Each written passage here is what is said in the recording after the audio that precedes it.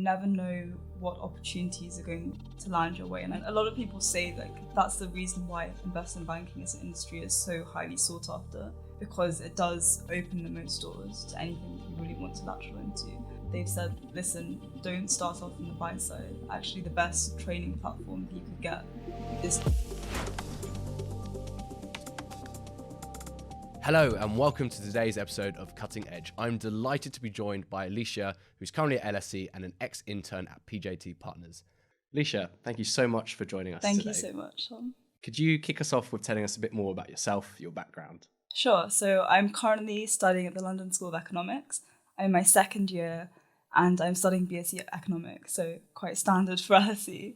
And yeah, I was introduced into finance sort of through LSE, but definitely through the A levels that I studied. So it was sort of an easy route for me to go into finance, but I had no clue what I wanted to do. So being around sort of people at LSE was really helpful in sort of getting into what I wanted to do within finance. Yeah, LSE is an incredibly competitive school to get into. Was that, you took economics as an A level, I presume maths probably too? Yeah, so maths, further maths, economics and physics. So yeah, it was further maths, something that LSU always wants. So yeah, that along with the rest of my subject combination meant that economics was something that was a pretty sort of clear way for me to go, but also something that I really enjoyed as well. Sure. Was there a very big focus on the maths and econometrics side of things when you joined LSE? Yeah, and that was something that I not struggled with, but sort of surprised me, because the economics that you do at A levels is so different. It's very essay based, very qualitative, and as soon as you get to LSE, there's this huge emphasis on maths and econometrics. So I'm there doing matrices and all this strange algebra I've never seen before, and it's sort of a little bit daunting, but also the cohort's massive, so you always have people to rely on. Yeah, I remember drawing my supply and demand curves in A-level economics, getting my going, oh, this no is a breeze. sight of them, yeah. Essay based was fine. Yeah. And then I was economics at York, and exactly like you, completely blown away by the amount of maths in economics, the econometric side of things, like the sort of models that you're building and running. It's completely different game altogether. Exactly. And what was great is I took economics and finance, so the finance appealed to me way more. Yeah. And I think also just the practical application too. Definitely. And so when you did your course in economics at LSE, was that 100% focused on in and around macro microeconomics, or were there any spin-off subjects like finance that you sort of gravitated toward? Yeah, so the way it works is that we have optional modules. So in my optional modules, the first year I chose accounting because I knew how sort of important that was for any job in finance. And then this year I have a full unit that's optional, and I've chosen principles in finance. So within the actual compulsory modules within economics, it's sort of your standard micro, macro metrics. And then you can sort of pivot where you want to go. So some people are more interested in philosophy, economic history, but I sort of wanted that more practical application. Yeah. And hence I chose sort of the finance modules. That seems to be such a common theme and very story. Standard. Yeah. So many people go into finance that, oh no, we want some like real life application here. Yeah, definitely. And did you find, sort of fast forwarding to your first internship experience, the jump from academia and like on paper accounting, whatnot, to working in a pressurized environment, did you find that was a big adjustment? Did you get excited by it? Did you like the step change? And was it difficult going back to university after your internship? That's really interesting, because I remember going into, especially my internship at PJT, and everyone there was doing economics or economics and management or finance. But actually what we were doing there in the spring week was very different to anything that we were doing in our academics. So people often think that, if you're doing anything economics or finance related, that translates directly into your role. It's actually very, very different. And that's something that really, really surprised me when I was there. The amount you have to learn. Yeah, exactly. And what you're studying, like even if you're studying, say, geography or biochemistry, like actually you're probably not that far behind people who are studying economics. Absolutely. We were just discussing that on our last podcast, that we had someone from a chemical engineering background. It's all sorts that you don't need to be heavily focused on economics, finance, management, accounting, or other STEM subjects to break into. I think it's just the networking, the application process, and any technical skills you can learn along the way. And then you mentioned the spring week. That's something we actually haven't talked about so much on the podcast so far, but I understand that it's probably the first big stepping stone someone who's just joined university can take towards a future finance career. So could you help us to sort of explain what is a spring week and how you can secure one? Yeah, so the way that spring weeks basically came around, they're quite a new concept in the finance industry. So initially people after university, they would just sort of apply to graduate roles, and that became extremely oversubscribed.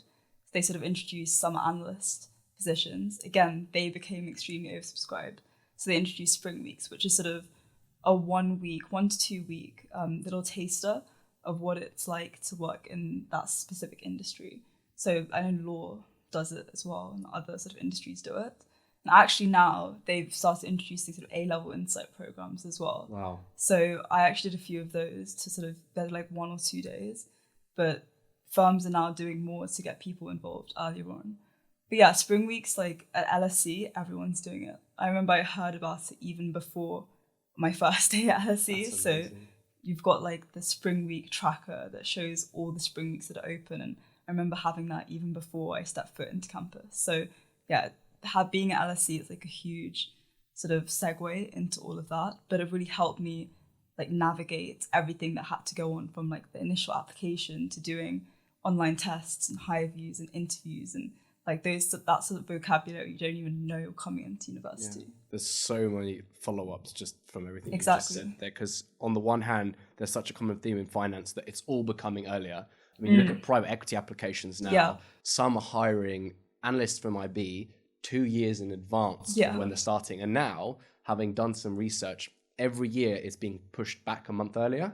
And I actually have a friend who was doing an internship in investment banking, and the day that he got on the desk, private equity they were starting to hire. So he didn't have any experience within his summer analyst position, but they were already sort of recruiting. It's insane. So it's really process driven it is, isn't it? Yeah.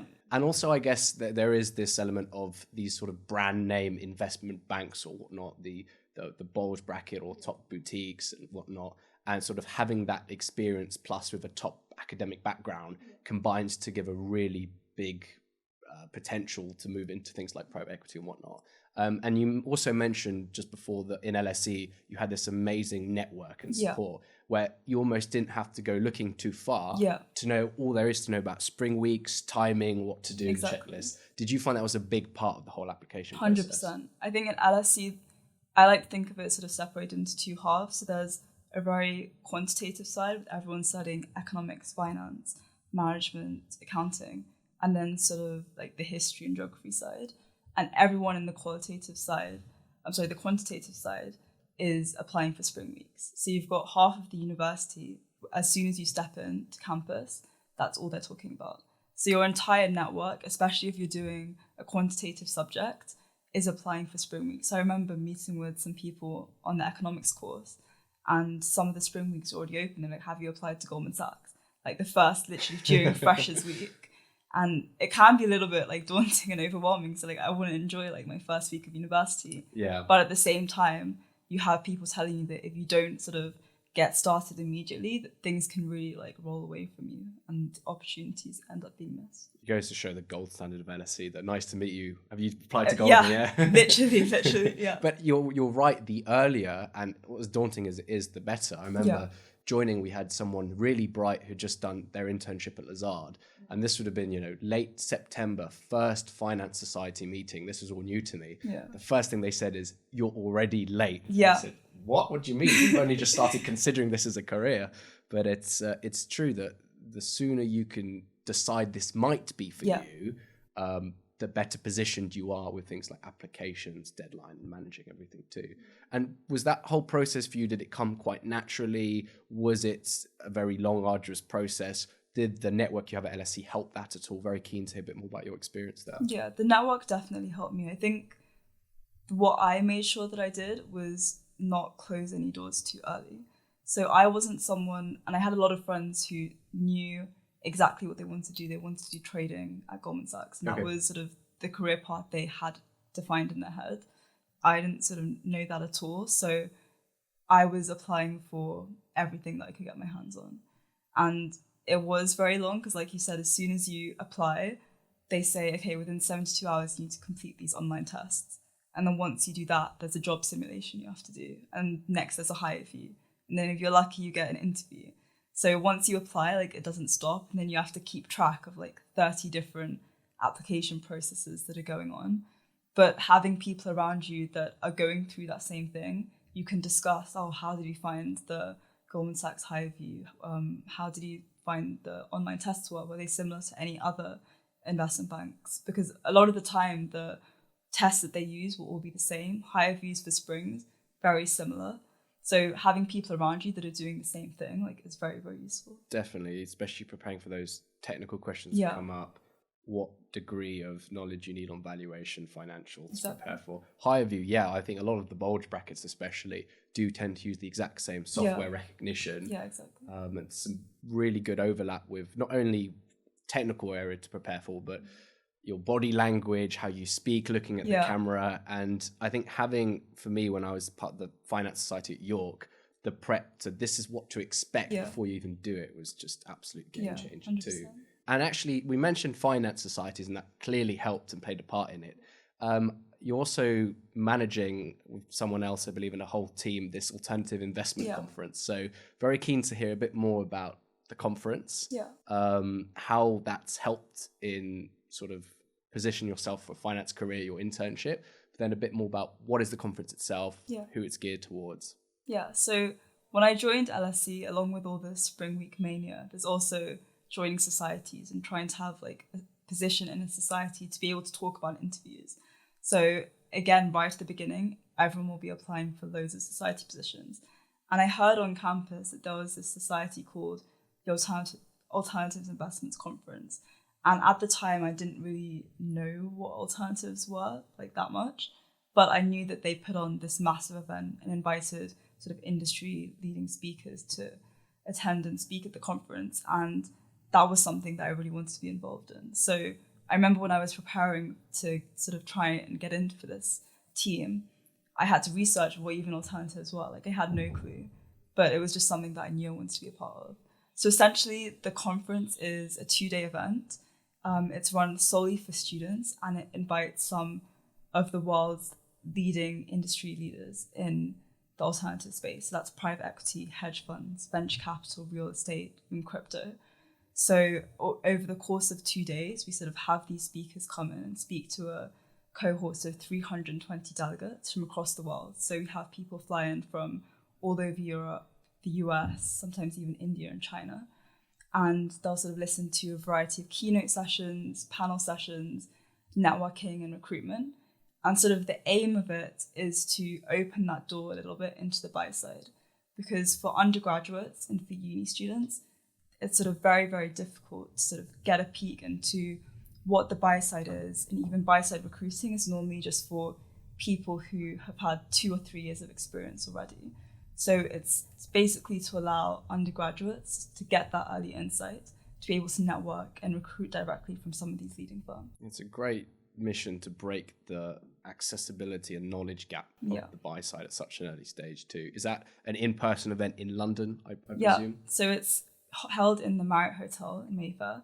We've been holding it there for the past 15 years. Nice. So it starts off as a very small event on LSE campus, actually. And over the past 17 years now, it's grown into something very, very big. Yeah, it's very common, known across many universities as the gold standard of finance conferences. And obviously the scale of the event, the expertise, the thought leaders in the space. I think you've had some really big names on it, the likes of Bill Ackman and Stephen Schwartzman too. So yeah, some huge names. So hearing all of that, I was like, I knew the names, and it's like, how the hell are 19 and 20-year-olds making it and putting this together? And it was just something that I really wanted to be a part of. Yeah, and how have you found it managing this, being a part of that? So actually last year I was a member of the marketing team. So my job was to reach out to university societies and try and market the conference. And I didn't actually know that I wanted to be sort of in this leading role until very late in the process, because I knew from the 2 co-presidents previously how much time it took and how sort of demanding a job it was. It's sort of like a full-time job alongside your academics. But having spoken to both of them, they both said that it was an amazing experience. And like I said, it's not something that you can really do as a 19 or 20-year-old at university, having access to all these people and all these firms at a very young age. So having heard all of that, despite sort of the long hours and sort of all the work that it took alongside my academics, yeah, it was something that I really wanted to do. Yeah, because let's not forget a top degree at LSE too. That's going to be time consuming in itself. You've got the application process and then obviously the conference to manage. In a way, if you can manage that, it really sets you up well for any future experience in banking too. And then the opportunity to lead and manage a team at such a young age. I remember when I was president of the finance conference at York, it was such a great opportunity. Yeah. And I knew, I love managing. I love working with people. Definitely. And that's something I've taken away, gone into internships and gone, I wish I could do more of what I was doing at this conference. But it sort of gives you a taste of what it can be in future in a leadership role. Definitely. And ticks a lot of boxes during your applications and CVs for leadership experience too. Yeah.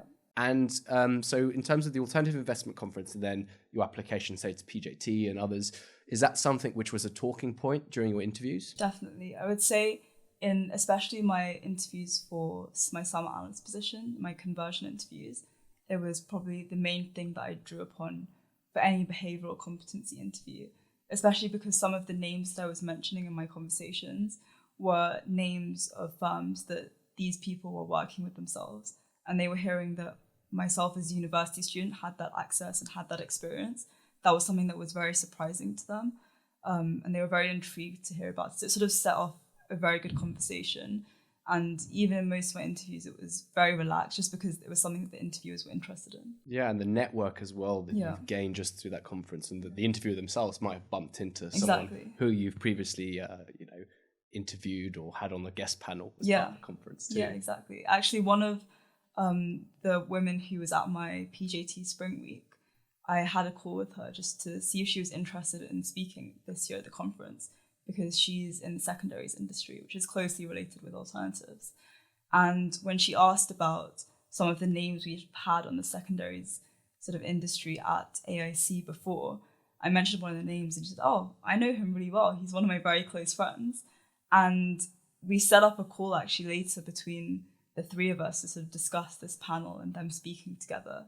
And he said, "Oh yeah, I was just at the PJT offices like 30 minutes ago."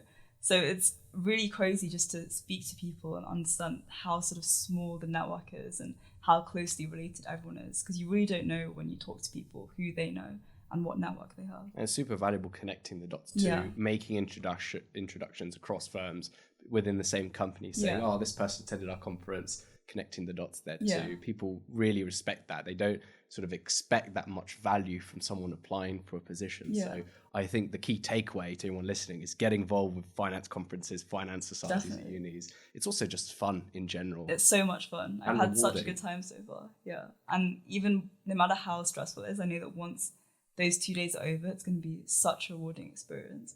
And all the work that myself and the rest of the team has put in will 100% be worth it. Yeah, and you'll have made some good friends most likely from having spent so much time in preparation. Yeah, I remember the interview process for all the subcommittee this year was so much fun.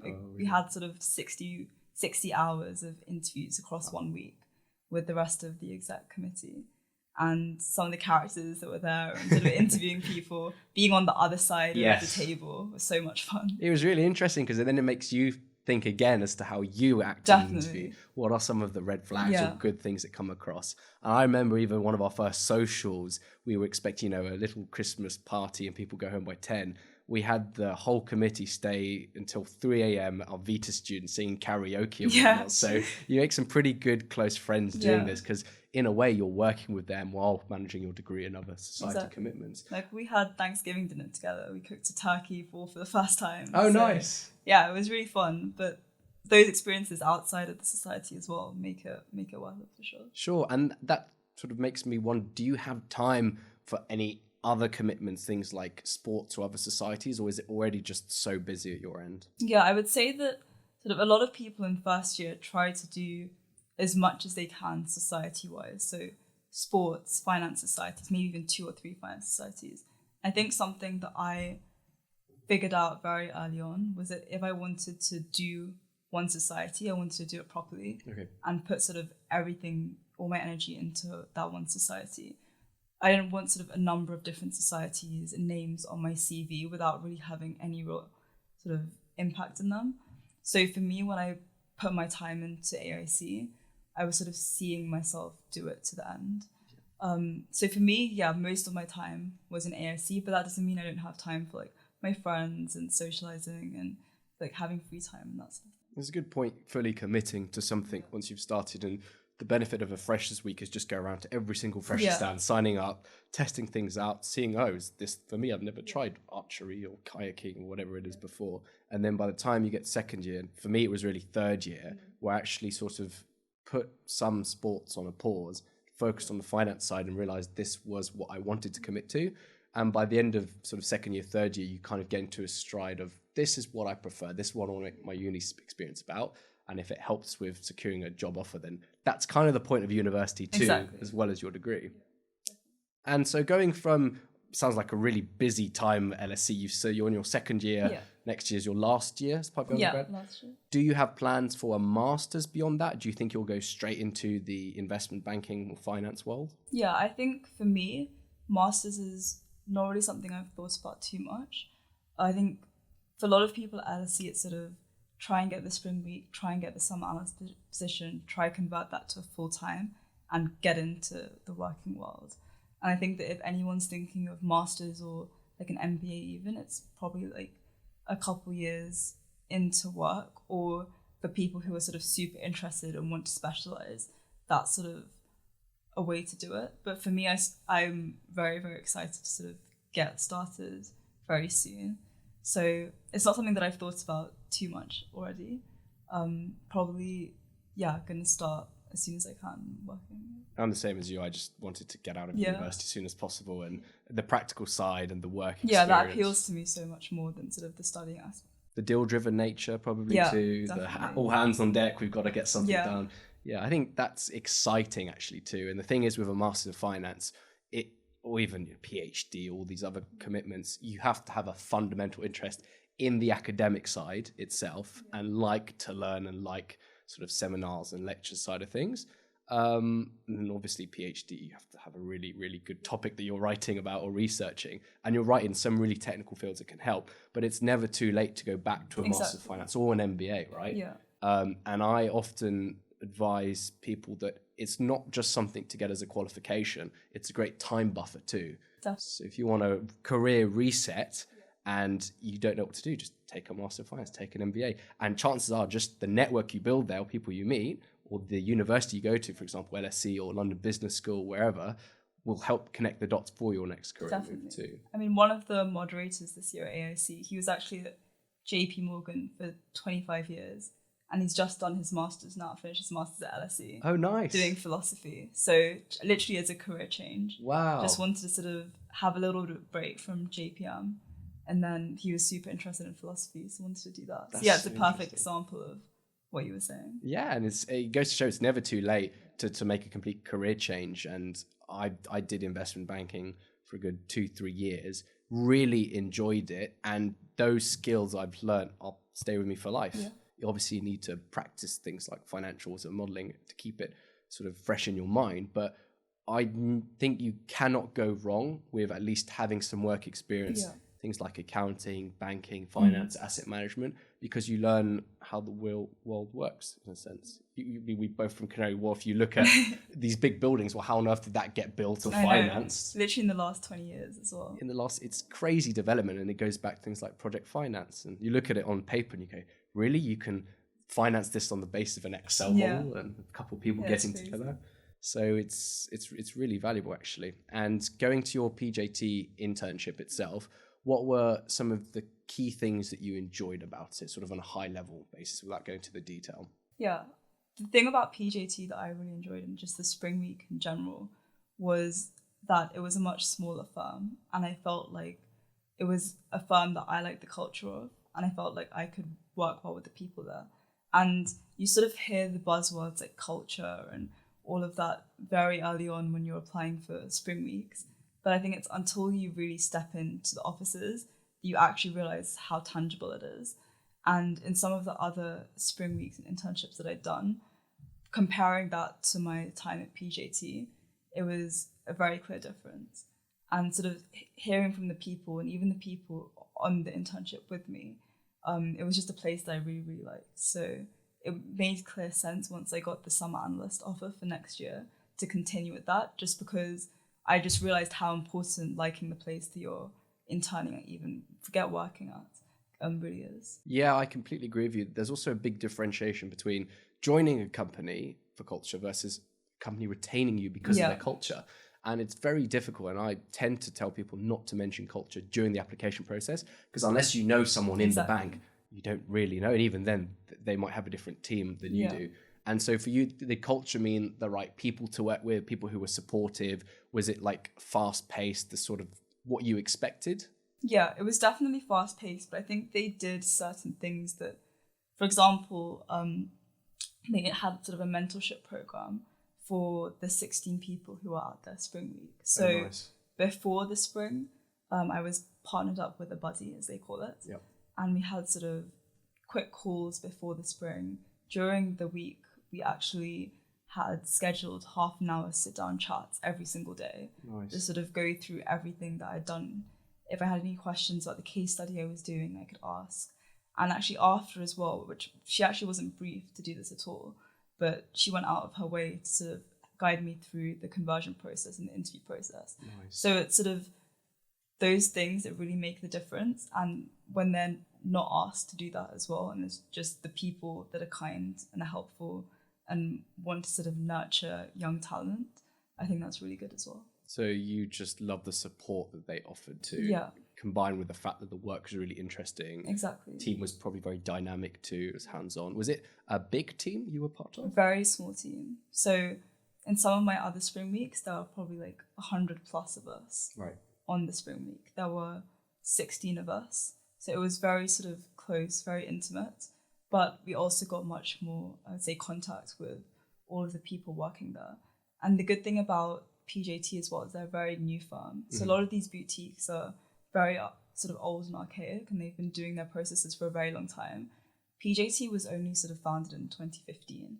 So it's very entrepreneurial and collegiate, and it's still growing very fast. So that added on to sort of the dynamic work that they're doing anyway, it makes it very, very exciting to be at. Startup culture. Yeah, exactly. In an investment advisory firm. Oh, nice. Which is not sort of something you're used to. Yeah, absolutely. You look at your others, Lazard and Rothschild, for example, things that have been around for a long time.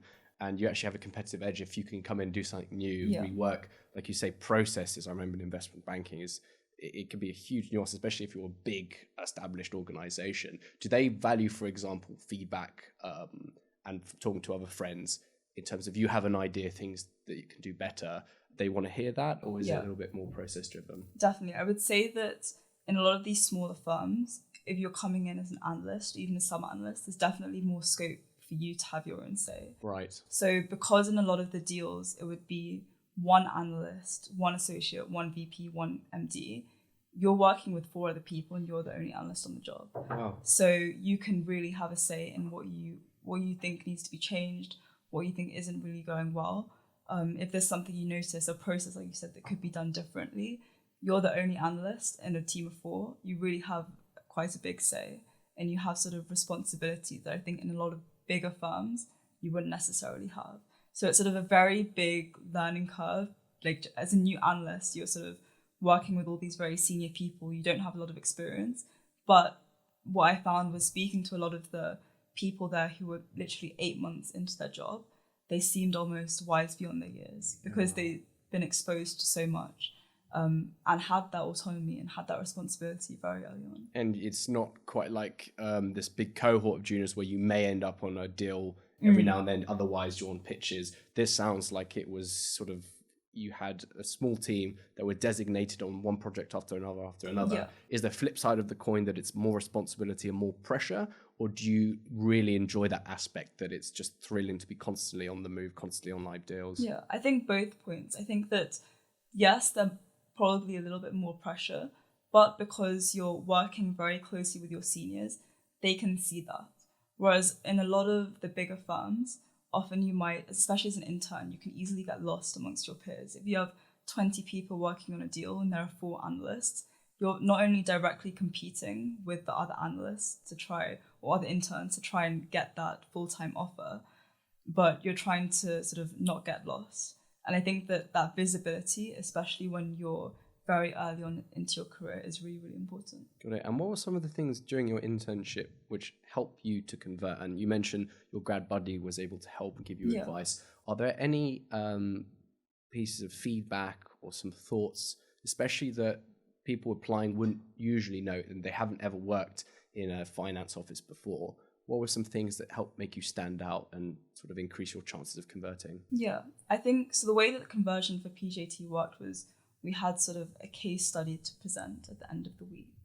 So a lot of the things that we had to do for that case study, I'd never done before. Mm-hmm. So I think, especially with my buddy, but in any of the sessions, just being curious and not being afraid to ask questions that you think are silly questions. Okay. And just being open-minded, because chances are everyone has sort of a similar question and everyone is either a first or second year student doing a spring week. Okay. So they would all sort of have a similar level of knowledge.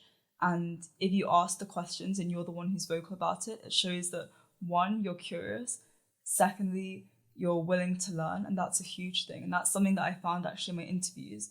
They often don't really mind if you don't have all the answers. In fact, they expect that.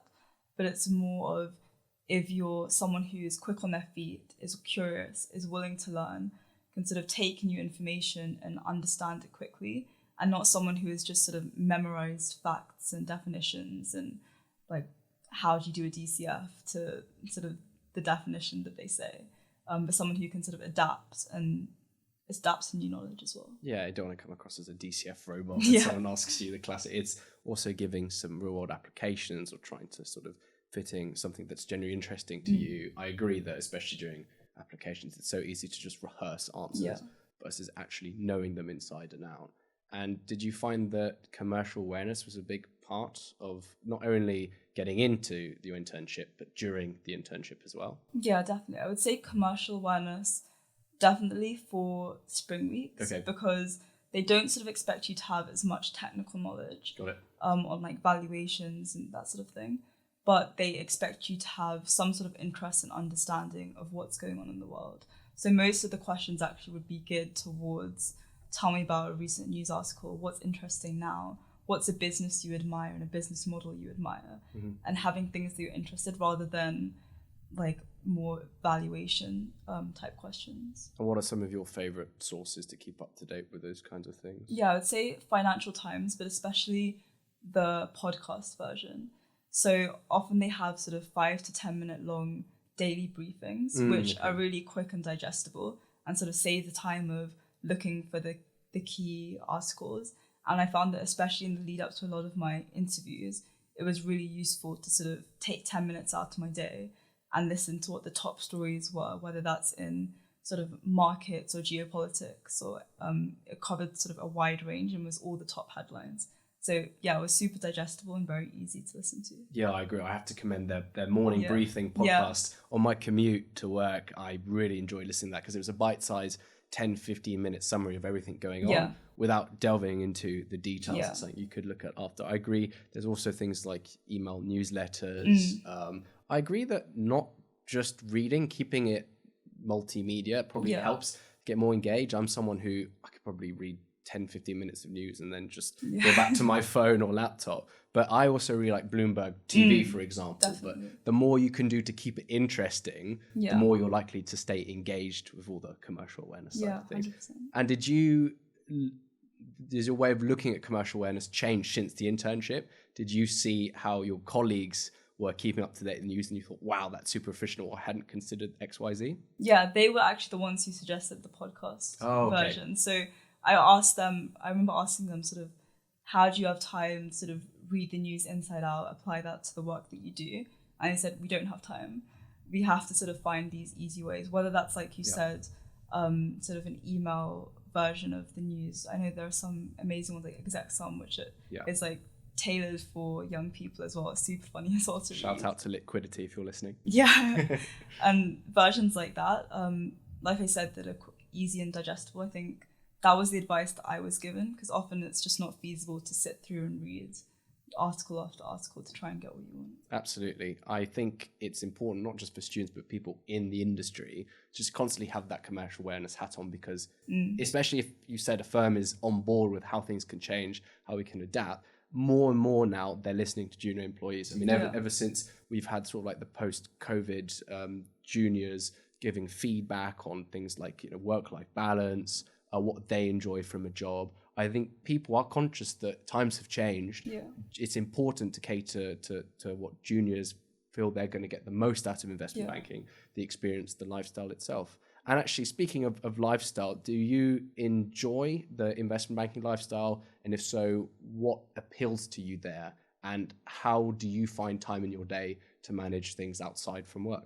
Yeah, I would say that sort of the very fast-paced nature and the work-driven nature of the job is something that appeals to me. I've always been someone who is sort of very organized and likes to get work done. And I think that that's something that I can bring across to working in sort of the finance industry. I've also heard many stories of juniors that have gone in and found it an extremely pressured environment. And that's something that I know that if it's something that I find I don't enjoy, and something that it's a matter of the firm that I'm working in or the people that I'm working with, I need to remember that it's not, I am stuck in this place and there are so many other options to explore. So yeah. It's such an open world too. I mean, of all the mentors or people who've really been in the finance industry for a while, one of the recurring tips and feedback is, well, look, it's a big industry. A lot of progression is just depending on you going from one company to another. And although if you love a team and you really enjoy doing it, then by all means stick there. But although there is a degree of loyalty and sticking with companies, it's a very fast-paced, fluid industry where you see a lot of people, analysts, investment bank analysts, up to 2-3 years, jumping to private equity, going to another bank, lateraling out. So would you agree that it's one of the most dynamic in terms of exit opportunities? Definitely. People getting an internship, it opens up the door what they can do after. Yeah, you definitely hear people who want to do the standard 2 years in IB, lateral to buy side or private equity or something like that. I also think that you never know what opportunities are going to land your way. And I've spoken to some people who actually used to be in AIC, and they did the classic start off with Goldman, do that for 2-3 years, and then sort of some very different opportunities land at their feet, and it's sort of a risk. Should I take it? Should I sort of leave the stability that I have or try this new venture? Yeah. And actually now that's led them on a completely different path that they never would have expected. So it's sort of not trying to get stuck in the classic timelines of what people expect the industry to be, and actually something that I want to make sure that I do when I enter is keep those doors open and not necessarily pigeonhole myself to one thing when I have an idea of something. Yeah, absolutely. Being a podcast host was a nice exit opportunity in some ways, and sort of downloading my previous investment banking hat on. But you're right. And another thing that people don't talk about a lot is, say, exiting investment banking altogether, not maybe specific to finance, but it's very easy to go back into the industry too. And once you've got that download, the deal track record or your 101 knowledge, especially nowadays with the demand for talent, not just upcoming talent, but people who've done deals, who know this before, it's so high that if someone wanted a career break for a year, 2 years, did decide they want to come back into the industry, there's always a door open for them too. And a lot of people say like that's the reason why investment banking as an industry is so highly sought after, because it does open the most doors to anything that you really want to lateral into. And even when I've spoken to people on the buy side who are like a few years into their career, they've said, listen, don't start off in the buy side. Actually, the best training platform that you could get is starting off in investment banking for whatever you want to end up in. Yeah.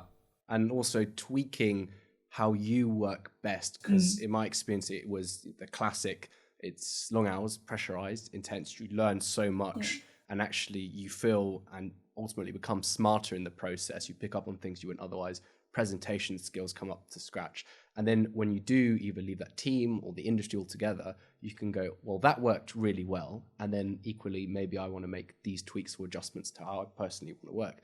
But in terms of the standard it sets, in terms of quality, attention to detail, rigor when it comes to financial modeling and numbers, would you say that it's hard to beat with other jobs out definitely there? I mean, it's an amazing baseline for all the main skills, both quantitative and qualitative, whether that's, like you said, financial modeling or learning how to work under pressure, work in a team.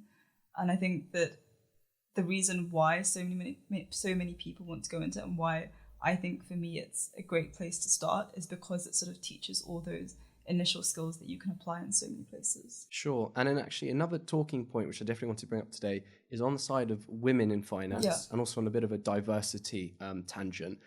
Do you find that there is still a lot more work to be done on that side of things? And do you know of any initiatives, either at LSE or externally, that are helping to make a difference there? Yeah, so actually the spring week that I did with PJT, there were two sort of streams. So one was a Black Heritage stream, and one was sort of a female Insight Week stream. And the spring week has actually only been running for 2-3 years. So when you step into the firm, you can see that despite them doing these programs, there's still more work to be done, because it takes a few years for all of us to filter in through the rest of the firm. So firms are definitely doing a lot more to sort of cater to females, to people of ethnic diversities. And I think that even within the society that I run, for example, we partner with a lot of charities such as SEO London, Female X Finance, Girls Are Investors, to try and introduce those sort of groups that aren't necessarily seen in the industry.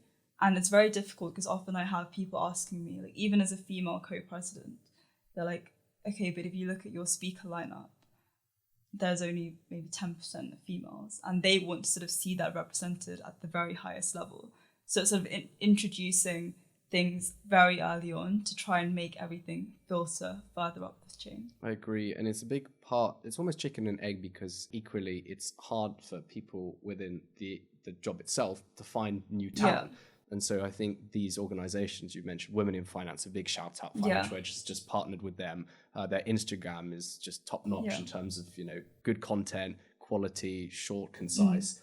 We had a guest here a few podcasts ago who mentioned the 10,000 Black Interns initiative. It's another huge one. It's amazing the fact that they mentor you and guide you through an internship, get back. I think that's definitely the way forward, and it's getting better. Do you think it's on the right track, or it needs more of these societies? Or I think it's definitely on the right track. Like a lot of the experiences and networking events, for example, that I've been in, are catered towards females or catered towards ethnically diverse people. And those events that have been really successful and I've sort of taken away the most is when the people speaking there, I can see myself represented in them, whether they're female or they're Indian, for example. I think they have been the ones where I've been like, okay, like it's definitely possible, and it's not just a particular type of person who's at the top and controlling everything. Yeah, I come from an international academic background, even finance conference at university. The broader the range of nationalities, of perspectives, of diversity, the better your decision making is going to be too, because it's just not narrow, it caters to everyone. And in doing so, you're appealing to a much bigger, broader audience, whether that's clients, deals, or future talent in the company too. Is that something at Alternative Investment Conference you're very conscious of as you're doing the hiring process too? Yeah, definitely. I mean, LSE is already a very diverse place, but in terms of delegates, this year has actually been the most diverse. So we have 110 different nationalities of delegates who applied, and 116 universities worldwide. So even just the delegates that attend, not only from all over the world, but from many, many different nationalities, which is super interesting to sort of talk to all of these people and see what their backgrounds are from, how they even ended up at the conference in London when they're from many, many different countries. So yeah, it's definitely very, very interesting to just be around those people and hear their different perspectives as well. Yeah, the nationality actually doesn't get spoken as much about as some other perspectives. But I mean, when we had our sort of induction day abroad for previous investment bank and meeting our US colleagues, you just are amazed at how different, the people are, the culture is. And it's just so great connecting with people who are in the same industry as you, but there are so many fundamental differences. And likewise, teaming in Hong Kong or in Tokyo. And I think by coming together, you realize that not only are there opportunities as a student in London, but beyond too. Yeah. And you might actually be sold if you go to this conference and realize someone absolutely loves their time abroad in Paris or in Amsterdam. And that it's not such a small world based in London city. It could range far beyond. And I've lived in London sort of my whole life. So my primary school, my secondary school, and even now my university is extremely diverse. So I'm sort of very used to being around hugely different groups of people. Yeah. And it's something that going into the industry, I definitely want to see that replicated because it's just what I'm used to. And I've just seen that it works so well. And that even my friendship groups are very, very diverse and having people and friends from all over the world. And it just makes everything a lot more interesting, a lot more exciting. I agree. It must be so difficult going back to, a non-diverse sort of group organisation. I was at an international school in France, then went to boarding school in Southeast Kent. So clearly quite a jump there. And then going to University of York after that, which was one of the most, international, yes, but also inclusive universities in the UK. And I absolutely love that. And, that actually reflected through in the culture too, and just how people were in general without knowing to each other. So for big banks, especially those listening to this podcast, I think it's so important to highlight just not how good it is for them, but how valuable it is for prospective candidates looking at these companies too. And so we've talked a bit about Alternative Investment Conference, your internship, application process. What about your future long-term plans? I mean, obviously it's a big world and there's so many opportunities, but for now, are you focused on investment banking? Is that your current priority, or do you have plans in future to, I don't know, start a company, go to a different industry? What are your current thoughts? Yeah, right now it's sort of the idea to do sort of maybe 3 to 4 years in investment banking. I mean, the good thing about my internship is that it does strategic advisory and restructuring.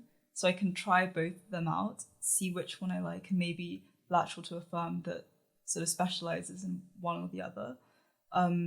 Another option is go into private equity. But I've heard a lot of people who have just done something completely different after doing 3 years of investment banking. So for me, I know that if I have a very defined sort of journey that I think I'm going to take, I'm going to end up committing to that. And I realized that maybe that's not the best way to go because I might end up missing a lot of opportunities along the way. So I'm trying to keep an open mind. And I think that, for me, that's probably best. Definitely. Open mind can't go wrong because opportunities come flocking to you. Obviously, it's a fine line with things like if you're set on private equity and from day one of getting the job, you have to get ready for LBO modeling tests and whatnot.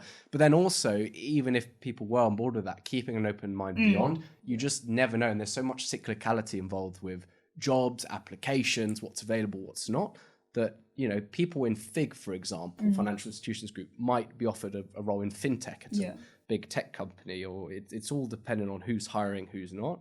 So I think, that flexible approach works. And definitely continuing to speak to people because you never know who you're going to speak to and who you're going to meet, which I think goes to the opportunities thing because just one conversation can literally lead to an entire new open door, which is what I've heard from a lot of people. So that's the networking side of things too. I found my number one perk of my job as an M&A analyst were these VDR events, these data rooms sort of inviting you to wine tastings. And actually, I don't think banks realize just how important letting juniors go to those events are, because not only are you actually getting a break from the desk, but meeting fellow juniors who are in the same boat as you, who in a few years you might be working together, can introduce you to others.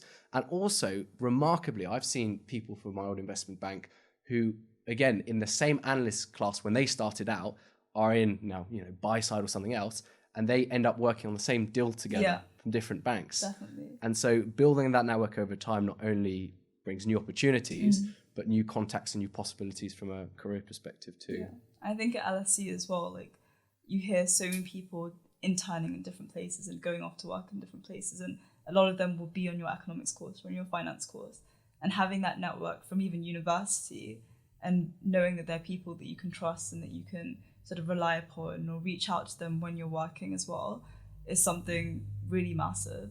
And it's not just people that you meet sort of when you're working, but also people that you can draw upon from when you're in university as well. Yeah, anytime, and you never know where they're going to be next. Exactly, So you might all end up in London together at work, and exactly, I find it so interesting just keeping up to date. People with LinkedIn job updates. Yeah, I wouldn't have expected that. That's interesting.